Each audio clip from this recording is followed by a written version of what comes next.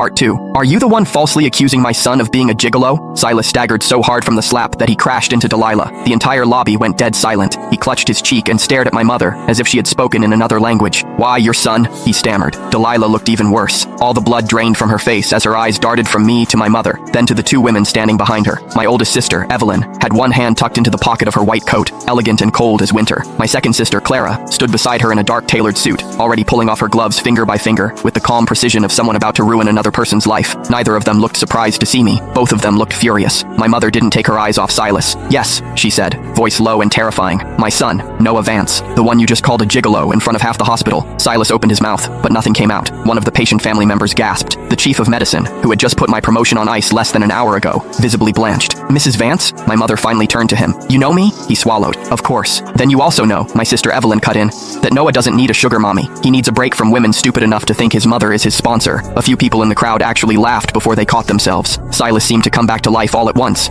He pointed at me, then at my mother, face twisting with desperation. That's impossible. He's lying. He had women's names in his phone. Oldest sister, second sister, rich, older women. He stopped himself too late. Clara smiled without warmth. And I'm guessing you decided that because your tiny little brain couldn't process the possibility that wealthy women also have brothers and sons. Delilah still hadn't spoken. She was staring at my mother like she had just remembered every expensive ride, every gift, every time she mocked me for dressing too flashy, and every moment she chose to trust Silas over me. I met her eyes. She looked away first. Silas rallied again, voice climbing. Fine. Even if they know each other, that proves nothing. Rich people do this all the time. They cover for their little boy toys. My mother slapped him again. Harder. He actually yelped. That watch on his wrist, she said, was a birthday gift from his eldest sister. That briefcase was bought in Paris using our family account. That sports car outside was my gift to my son when he passed his boards. Do you need the receipts too, or is your face hurting enough already? Clara snapped her fingers. One of the bodyguards stepped forward and handed the chief a folder. He opened it, glanced down, and went pale. Purchase certificates, insurance papers, registration, the watch serial number, the car title, every last thing. Every fake conclusion Silas had built his little career on started collapsing in public. The patient family member who had slapped me earlier backed away a step, horrified. Dr. Vance, I didn't know. I looked at her calmly. No, you didn't. The chief took a shaky breath and stepped toward me. Noah, about the suspension. Put it in writing,